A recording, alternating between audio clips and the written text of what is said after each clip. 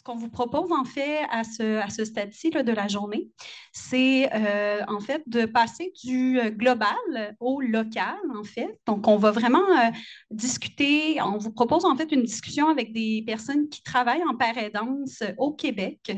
Et j'inviterai en fait de ces personnes à venir à l'avant pour nous parler un peu de leurs impressions de la journée et discuter justement là, de la pratique, des opportunités, des défis.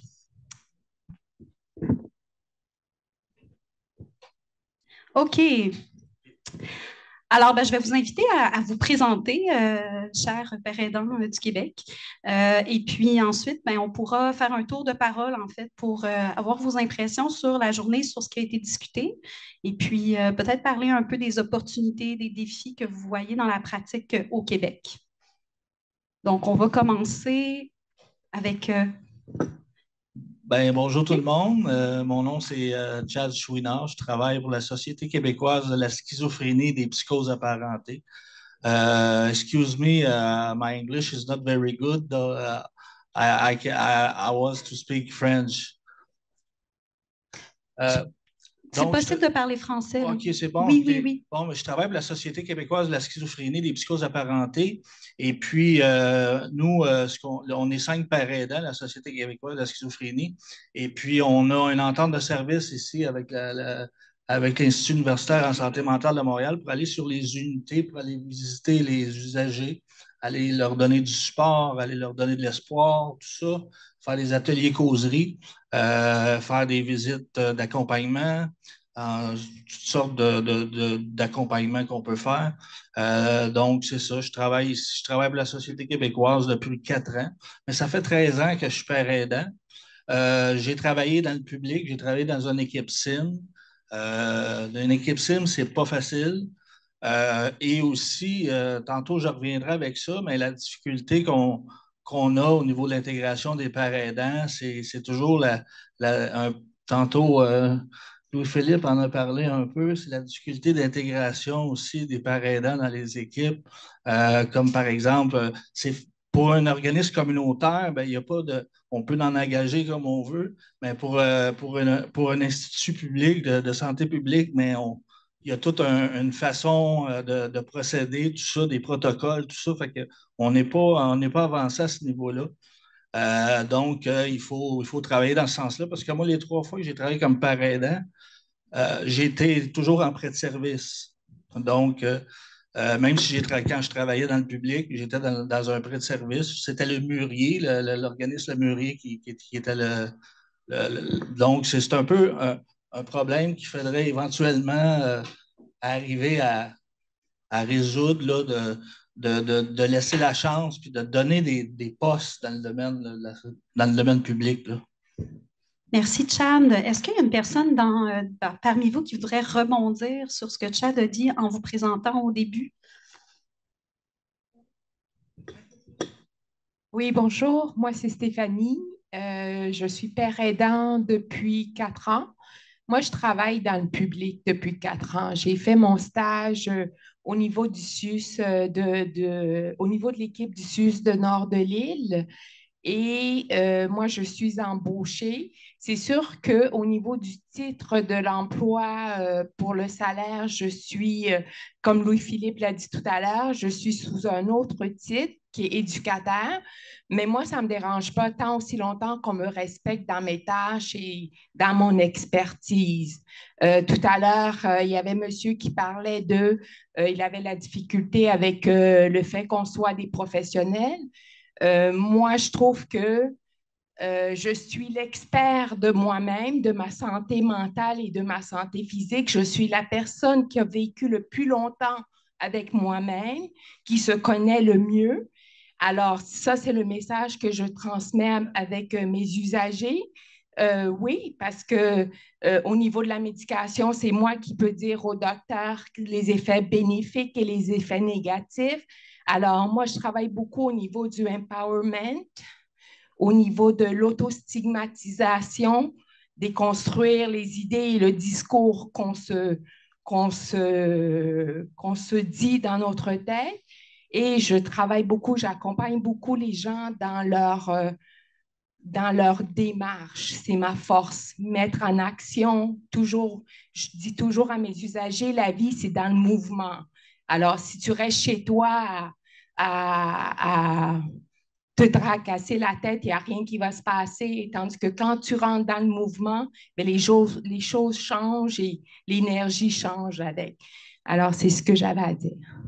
OK. Donc, un parcours qui est différent de celui de Chad, en fait, en ce qui a trait à l'intégration de la pratique. On va passer à toi, Emmanuel. Bonjour, Emmanuelle Reed, père aidante au 6 de la Montérégie-Ouest depuis 2 ans. Je suis également étudiante au 2e cycle à la maîtrise en santé mentale. Ce que je voulais rebondir sur ce que Stéphanie a dit, c'est que dans le principe du partenariat patient, on dit souvent qu'un un patient va passer plus de 6 000 heures par année à prendre soin de sa condition, mais qu'il voit son médecin juste 5 à 10 heures par année. Alors ça fait qu'on est des experts du vivre avec la maladie et que notre médecin est un expert de la maladie. Merci. Bonjour, ici je m'appelle Jason Paradis, je suis père aidant pour la Montérégie-Ouest. Ça fait que je vais compléter ce que Emmanuel, Chad et Stéphanie ont dit. C'est comme le défi qu'on rencontre, c'est comme notre job. Tu sais, le gouvernement, ils ont pas mis comme père aidant comme emploi. Ça fait que tu sais, c'est un défi qu'on rencontre sur notre job, même par rapport à mon syndicat, on est avec la Père aidance Québec. Ça fait que, tu sais, même le syndicat, ils ont de la misère avec nous autres même, moi puis Emmanuel comme titre, comme éducateur. Ça fait que ça, c'est un défi qu'on rencontre sur notre job, mais comme moi, je fais sur ma job de père aidant, on travaille avec l'équipe cible, TBC, le ABC, c'est l'équipe de crise, puis l'unité de psychiatrie dans la berge. Ça fait que, on se promène pas mal, puis on voit toutes sortes de monde. Ça fait que on est beaucoup en demande. Ça fait que, puis même, on souhaite avoir plus de pères aidants avec nous autres. Puis moi, avant de tomber de père aidant, j'ai été usager ressources. C'est comme ça qu'on est venu me chercher comme père aidant. Puis même comme usager ressources, c'est bénévolat, mais même eux autres aussi, ils en cherchent du monde comme upgrader, comme tu parles, usager ressources, père aidant par après. C'est comme ça qu'il est arrivé avec moi, puis ils veulent reproduire la même chose qui est arrivé avec d'autres mondes. Merci. Moi, sur une autre note, moi, ce que j'ai. Allô? Donc, c'est ça. Moi, c'est Simon Lompré. Je suis père aidant à la Société québécoise de la schizophrénie depuis 13 ans. Moi, je suis ici aujourd'hui pour assister aux différentes présentations qu'il y a eu. Moi, ce que j'ai retenu principalement, c'est le Citizen Project qui m'a beaucoup parlé parce qu'à la SQS, on a un projet d'employabilité qui s'en vient. Donc, on essaie de s'inspirer un peu de ce qui se fait. Puis ça a été vraiment une belle rencontre. Et puis aussi, moi, comme père aidant, j'anime des activités, des groupes depuis plusieurs années, entre autres l'écriture.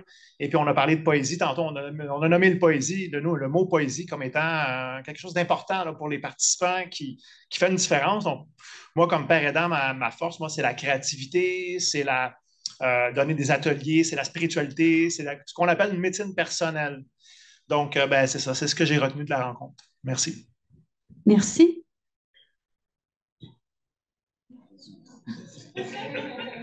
Chicanez-vous pas, là. Okay, bonjour, moi c'est Joseph-Antoine. Je travaille à la Société québécoise de schizophrénie depuis 1 an et 4 mois.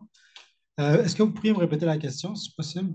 En fait, c'est de vous présenter, puis ensuite donner un peu vos impressions de la journée. Est-ce qu'il y a des défis aussi, des opportunités que vous voyez par rapport à ce qui a été présenté? OK. Moi, j'ai appris beaucoup en venant ici. Ça m'a ouvert l'esprit en sachant que partout dans le monde, il y a des peer helpers. Ça m'a vraiment fait chaud au cœur de voir qu'on est une grande communauté, qu'on est ici tout ensemble pour se réunir et pour justement partager de nos bonnes expériences, de notre savoir. Puis moi, la SQS, comme je l'ai dit, ça fait 1 an et 4 mois que je suis là. Puis on est 5 pères aidants. On a toutes nos forces et nos faiblesses, mais on travaille ensemble. Il y en a qui font des ateliers d'écriture, des autres des ateliers de cuisine. Moi, je fais un atelier de tai chi. Fait que nos tâches sont très variées. On va autant sur les unités qu'on fait des conférences ou par contre la sensibilisation dans des écoles. Donc, Voilà, ça c'était pour ma présentation. Merci. Je me représente Louis-Philippe Gingras. Je suis père aidant ici à l'Institut de santé mentale. I feel like practicing my English. What I find beautiful when I meet the peer support workers from all across the world and just even here in Quebec is that we have all the same goals and we agree on the same frame of values, but that in practice we're very different in what we do, and I think that's a richness that we should not lose. That we have to enrich, and we have to find other ways to do peer support workers. So for myself, what I do and what I kind of specialize into, because I worked for 3 years on an ACT team, a SIM team. I love to work with people's life project. For myself, my own recovery was through music. A couple, maybe 10, 12 years ago, and my whole team, I was lucky to have a medical team that aligned on my musical project. My first album was recorded while I was still highly psychotic. So it's a pleasure for me to find and explore the projects of lives of people that I work with. And I love to work on a long-term basis with those people and trying to help them to become more autonomous in the attainment of that project, whatever it is. It could be a work, but it could also go to a Mandela activity. So that's what I do. I try to be an accompagner, un accompagnant. Voilà. A mentor.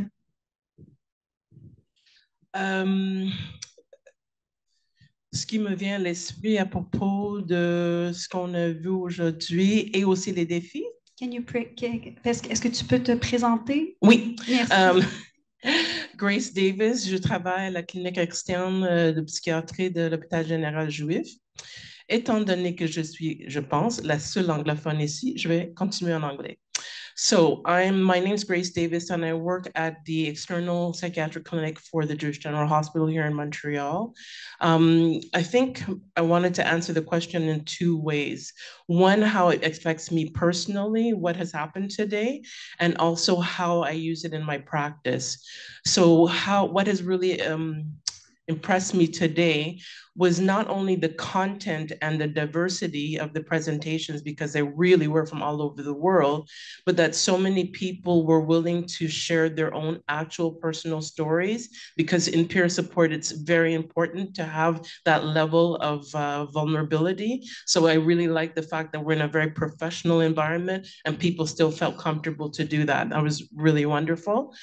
I also heard something about being sensitive to becoming like a clinician to be accepted as with the rest of your clinical team. And it really kind of stuck with me, because it could probably happen without you even realizing it, because you're so different from everybody else in your team. With regards to my clients, I think for me, the biggest part of my peer support is making sure that I diminish the level of distress, acknowledge their distress, normalize it to a certain extent, and that they have somebody that they can just talk to. I have so many people who come to see me that haven't seen a professional for I don't know how long. So just to speak out loud to another person is already very impactful for them. And the fact that not only am I a former user, but I continue to be a user of those services. And I guess the last thing I wanted to say is I really hope that we take a lot of what we've learned here today into our practices, because it's all well and good for us to sort of like theorize about it, but we are all human beings, and so are the people that we're dealing with. So I really hope that we take that with us. Thank you. Do we still have time? I know we only have 12 more minutes, but I have some comments online. Okay. Dr. Bellamy said, last to stay here. We at Yale Perch, in collaboration, host a 12-month lived experience workforce learning collaborative with organizations, starting in Victoria, Australia, and one with Connecticut Demons in July, called Recovery Workforce Learning Collaborative. For more information, you can email her, Chyrell, CHYRELL, Bellamy, BELLAMY, @yale.edu. The next comment we have is from Libby Hardigan. It's inspiring to see so many people bringing peer support to communities all over the world, developing trainings, raising awareness, advocating for systems transformation. Doing peer work and training here in California, I have never heard of these ventures. Though different, we have much in common. And last comment is from Jane Watson. She's asking, does anyone have any comments on how we can get these concepts of stigma, recovery, and citizenship into faculties of education, social work, OT, and physiotherapy, as well as the ones mentioned already, such as nursing and medical facilities? Can the support worker trainings organizations facilitate, for example, a speakers bureau of training experts with lived and living experiences who are able to present to these diverse faculties? And I have the last person is Renata Husbands. She states, I am a recent graduate at Yale Let's Lead. I have tons of lived experience and I hope to become a PSW in my near future. Thank you to all the presenters. Thank you, merci. J'ai envie de vous poser une question. Jean-François, que tout le monde connaît ici en avant, a présenté l'index composite, en fait. Puis j'ai envie de vous demander comment cet outil-là vous sert, en fait, ou pas, en fait.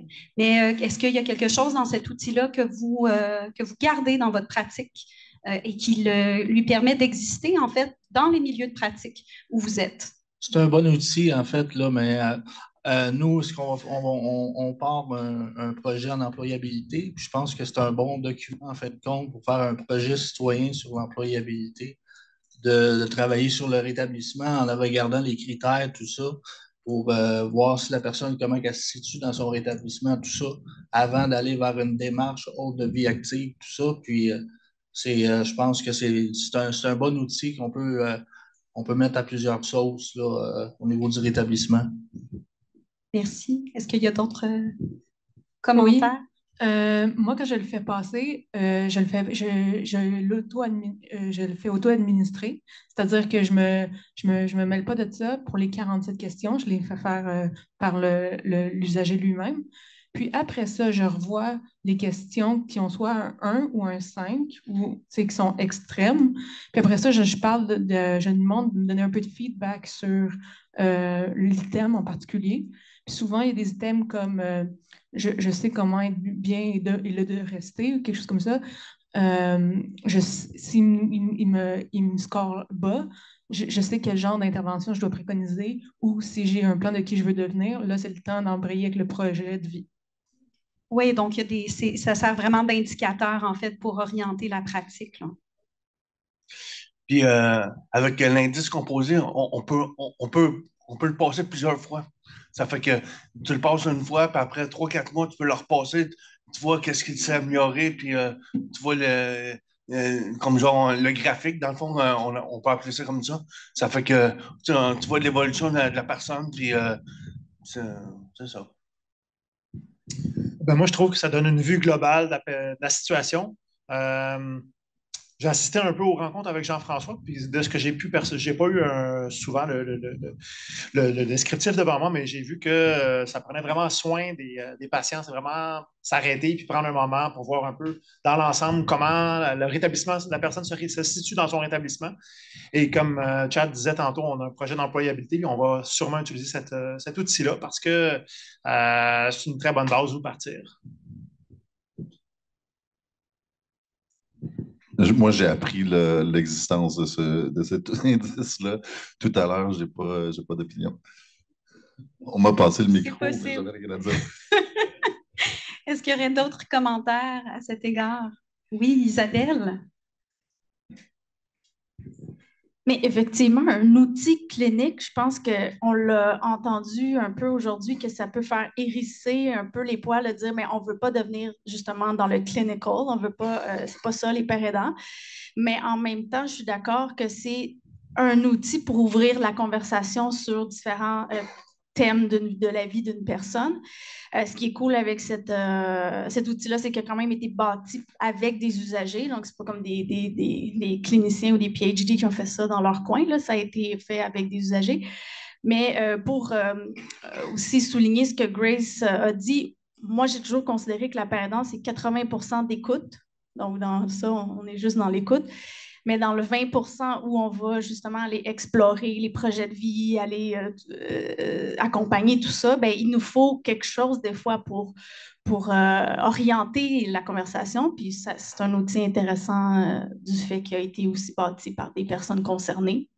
Fait que moi, je trouve ça intéressant. Puis ça fait qu'un jour, peut-être, notre pratique, parce qu'on parle beaucoup de professionnalisation, mais quand on dit ça, c'est d'avoir une pratique qui se ressemble un peu d'un père aidant à l'autre, malgré qu'on a, comme Louis-Philippe l'a dit, une grande diversité, puis on n'est pas tous pareils, mais si au moins on a comme un outil commun, ça pourrait aider dans notre professionnalisation de la pratique. Oui, voilà. Merci Isabelle. Oui, ben ça donne un cadre en fait, puis une légitimité, là, ce genre d'outil-là. Merci à tout le monde pour votre propos. C'était super pertinent. J'ai envie de vous demander à tout le monde ici un mot de la fin. Avec quel mot vous repartez? Qu'est-ce qui est votre inspiration là, pour la suite de votre pratique? Moi, je veux juste dire que de voir, ça m'émeut beaucoup parce que de voir les pères aidants, pour moi, le mot, c'est communauté. Parce que maintenant, les pères aidants, c'est ma communauté. Puis, de vous voir ici, c'est vraiment touchant. C'est ça qui a contribué beaucoup à mon rétablissement. Donc, le mot, c'est communauté pour moi.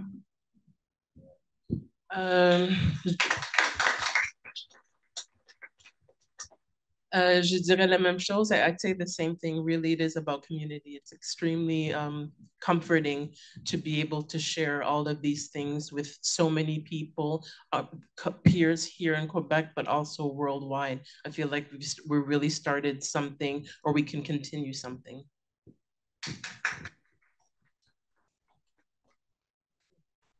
Moi, il y a quelqu'un qui a parlé de droit. J'aime beaucoup, j'ai été longtemps suivie en santé mentale sans connaître mes droits. Alors, il y a beaucoup de personnes qui ont parlé de droit et je trouve ça important de transmettre cette information-là, nos connaissances, nos droits d'accepter la médication ou pas et tout ça. Alors, je pars avec droit. Et surtout, always show up. You always show up. Je pense que c'était Madame Ward. Always show up. Alors, j'ai beaucoup aimé cette phrase. Moi, ce que j'ai beaucoup aimé, ben, c'est un peu ça, c'est de voir à travers le monde comment il y a de projets citoyens, comment il y a de déploiement de différentes façons, puis en même temps semblables. C'est dans la même voie, c'est pour se rétablir, pour avoir une vie satisfaisante et être bien dans son quotidien, puis d'avoir un travail. C'est le fun, nous, pour les pères aidants, ça nous permet d'avoir un travail, en fin de compte, qui est reconnu. Donc, au Québec, de plus en plus. Je trouve ça c'est intéressant de voir que on peut maintenant, parce que aussi, je vais terminer en disant que tout simplement, c'est moi la façon que j'ai bâti mon rétablissement. Puis je pense que c'est comme ça. J'ai commencé par le comité des usagers. Puis c'est l'implication. Ce que je peux dire aujourd'hui, c'est l'implication. Tout le monde qui est impliqué ici fait changer les choses. Quand on n'est pas impliqué, on ne change pas grand-chose, mais c'est l'implication. Je pense à travers toutes les personnes qui ont fait des présentations sont impliquées dans leur milieu, puis ils font en sorte de changer les choses. Donc, communauté, droit, implication. Oui, moi, ce serait de déjouer l'autostigmatisation. Parce que quand j'ai eu mon diagnostic de schizophrénie, initialement, j'ai essayé de marchander pour en avoir un de maladie bipolaire. Parce que pour moi, c'était moins grave. J'allais être moins au crochet de l'État puis de ma famille.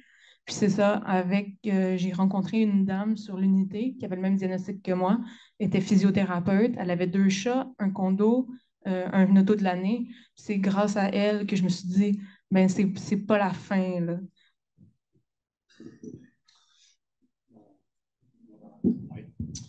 Moi, les mots, j'aurais deux mots, entre autres, entraide et découverte. Entraide parce qu'on est réunis ici aujourd'hui pour partager, puis on se tient serré, on apprend les uns des autres, et découverte aussi pour la variété des savoirs, des projets qui existent. Donc, pour moi, ça a été ça aujourd'hui. Merci. Moi, on a entendu beaucoup le mot leadership. J'aimerais ça que ce mot-là s'applique réellement pour que les pères aidants puissent avoir le leadership de ce mouvement-là. Puis que c'est ça, rappeler qu'à l'embauche d'un père aidant, le combat est vraiment loin d'être terminé, mais que dans l'écoute des pères aidants, que ce soit au niveau clinique jusqu'au niveau des décisions, d'où est-ce qu'on enligne les soins en santé mentale, voilà, je pense que le mot leadership, c'est un reminder pour nous de prendre ce leadership-là pour voilà, faire avancer ce mouvement. Bon, moi, je vais y aller avec mes collègues, je vais dire communauté aussi. Juste le fait de participer à un événement comme ceci, comme celui-ci, ça nous rend compte qu'on n'est pas seul, qu'on a une place, qu'on fait partie d'un groupe, puis que je me sens épaulé en sortant d'ici. Je me sens que je fais partie d'une communauté. Puis moi, qu'est-ce qu'on a beaucoup parlé, c'est comme le rétablissement. Ça fait que, tu sais, voir du monde qui sont tous rétablis, je vois que je ne suis pas le seul. Ça fait que c'est le fun de voir ça. Ça fait comme il y a aussi la communauté. C'est comme voir la communauté de pères aidants, peu sport. C'est le fun de voir que c'est pas juste au Québec, c'est international. Ça fait que c'est le fun de savoir ça. Ça fait que c'est ça. Ça m'a vraiment fait plaisir d'être ici. Ça fait que de connaître beaucoup de monde. Puis il y a aussi que j'ai croisé du monde que j'ai vu leurs vidéos à l'Université de Montréal. Ça fait que, tu sais, c'est pas juste au Québec, c'est partout. Ça fait que, donc, comme nous, on représente comme le Québec. Ça fait que c'est très intéressant. Puis, on connaît du monde, on vient d'avoir du monde, d'autres mondes comme professeurs partout dans le monde. Ça fait que c'est ça. Merci beaucoup. Donc, ça va conclure cette partie. Je vous remercie à tout le monde d'avoir parlé. Our next speaker is Isabelle Hinault from the Executive Director of Peer Support Québec. Bonjour tout le monde. Je vais vous présenter un peu ce qui se passe au Québec en matière de père aidance. Je suis moi-même une père aidante. Je fais partie de cet organisme qui s'appelle Père Aidance Québec depuis maintenant 6 ans. Nous voulons juste mentionner que nous sommes très heureux d'avoir autant de personnes de partout dans le monde pour échanger des informations et des pratiques de père aidance. Père aidance a débuté en 2012. Au départ, il s'agissait d'un projet et d'un programme de recherche dirigé par Jean-François Pelletier. Dans ce programme de recherche, nous avons implanté le projet citoyen, qui est une adaptation du Yale Citizens Project. À l'heure actuelle, nous n'avons pas de projet citoyen opérationnel faute de moyens. Nous manquons d'espace physique pour accueillir ces personnes. L'infrastructure du projet citoyen est tout simplement en suspens. Le projet citoyen était aussi une plateforme pour l'emploi. On a des gens qui ont arrêté de travailler depuis longtemps. Ils pouvaient être bénéficiaires de l'aide sociale avec l'intention de réintégrer le marché du travail. Le projet citoyen et Père Aidance Québec visent à aider ces personnes à réintégrer quelque chose qui ressemble au travail, mais à travers les implications d'un engagement dans le domaine du soutien par les pairs. Le projet citoyen n'est pas opérationnel, mais nous employons toujours des personnes qui sont pour la plupart des pères aidants ou des personnes ayant une expérience vécue. Le but de Père Aidance Québec est vraiment de recueillir de l'information et de rester au courant de ce qui se passe au Québec. Il existe de nombreuses formes différentes de père aidance. Il n'y en a pas seulement dans le domaine des dépendances ou en santé mentale, mais aussi dans d'autres domaines. On essaie de rassembler de l'information et de rassembler les gens pour échanger sur nos pratiques. On donne aussi beaucoup d'informations au public. Par exemple, certaines personnes veulent devenir des pères aidants. Nous leur expliquons les différentes options de formation et nous les aidons dans leur parcours s'ils le souhaitent. Lorsque ces personnes deviennent des pères aidants, nous essayons d'être là pour elles, si elles ont besoin d'informations techniques ou parfois nous pouvons commanditer certaines activités auxquelles elles souhaitent peut-être participer. Nous voulons encourager les pères aidants à suivre une formation et à poursuivre une formation en continu. Nous essayons avec le peu de moyens dont nous disposons. On essaie d'encourager les pères aidants à continuer de se former et à assister à des événements comme celui-là. On essaie d'offrir des opportunités aux pères aidants. On s'intéresse aux meilleures pratiques. C'est un peu la raison pour laquelle nous sommes tous ici à l'Institut universitaire en santé mentale de Montréal afin d'échanger sur les meilleures pratiques en matière de père aidance. Nous célébrons également une fois par année, en octobre, la Journée mondiale des pères aidants, initialement lancée par la National Association of Peer Supporters aux États-Unis. De nombreuses associations de pères aidants célèbrent cette journée. C'est juste le temps d'être content de notre parcours et du fait qu'on est là où on est, qu'on est des pères aidants.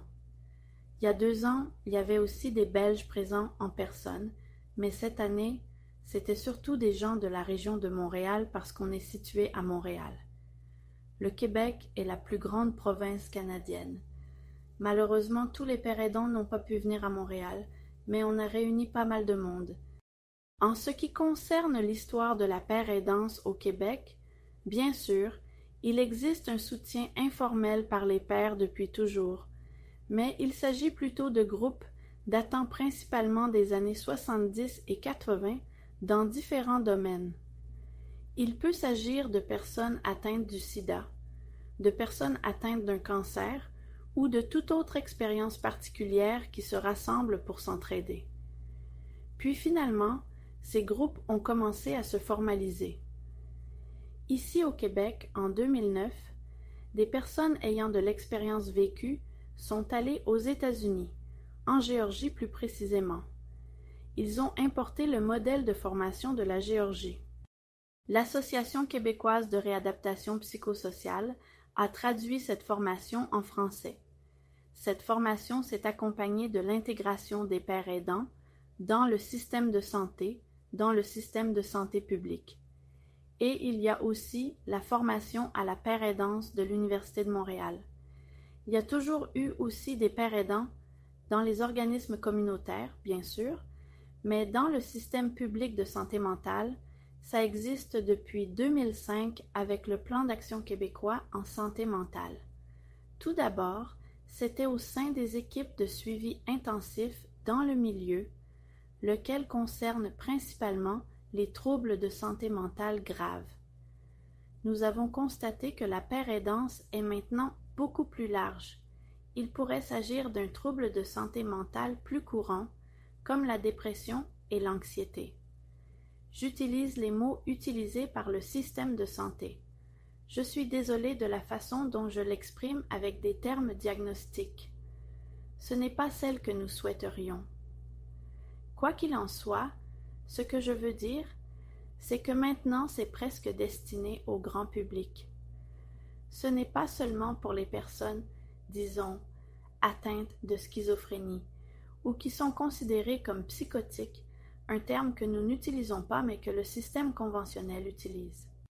Il existe maintenant des pères aidants en santé mentale et en toxicomanie et dans bien d'autres domaines du système de santé publique et des organismes communautaires. Le fait est que c'est différent partout, mais on essaie de rassembler les gens pour parler de tout cela. Juste pour vous le montrer visuellement, bien sûr, la père aidance est importante en santé mentale et en psychiatrie pour les problèmes courants ou graves et chez les jeunes. Il y a aussi les dépendances. La père aidance est très inspirée par les fraternités comme celle des alcooliques anonymes. Comme dans le cas de l'autisme, du cancer, du travail du sexe, du VIH ou de l'itinérance, la père aidance se développe. Ce que je constate aussi ces jours-ci, c'est qu'on parle beaucoup de père aidance en psychiatrie légale, ce qu'à ma connaissance nous n'avons pas encore vraiment ici. Je sais que ça se développe en Ontario. D'ailleurs, le Citizens Project du Connecticut, que nous avons implanté ici en projet citoyen, a été initié pour aider des gens ayant aussi des antécédents judiciaires qui aggravent leur situation de marginalité. Il y a maintenant plus de 30 000 pères aidants aux États-Unis. Au Québec, nous sommes environ 300 pères aidants pour près de 9 millions d'habitants. Bien sûr, il nous en faut davantage, mais l'accès à la formation est limité et de nombreux professionnels de la santé mentale ne savent même pas de quoi il s'agit. Personnellement, j'ai été dans le système psychiatrique pendant des années et je n'ai jamais entendu parler de père aidance. C'est mon psychiatre qui m'en a parlé. Après presque 12 ans de suivi dans un système psychiatrique public, je n'ai jamais entendu parler de père aidance. Ça doit être pareil maintenant pour plein d'autres patients. Il faut que les gens en parlent. On a besoin que les cliniciens soient au courant. On a aussi besoin de plus de pères aidants. Bien sûr, comme on l'a mentionné, je pense qu'on a besoin d'une base commune pour la formation, le soutien et la continuité. Il y a un certain manque d'approche commune, mais je pense que le fait que nous soyons ici aujourd'hui est une belle façon de s'attaquer à cet enjeu. Nous sommes vraiment heureux de travailler avec d'autres pays, le reste du Canada, les États-Unis et le reste du monde, simplement pour ne pas faire des choses séparées par nous-mêmes, mais pour avoir une approche globale de la père-aidance. J'espère avoir présenté rapidement un aperçu de la père-aidance au Québec.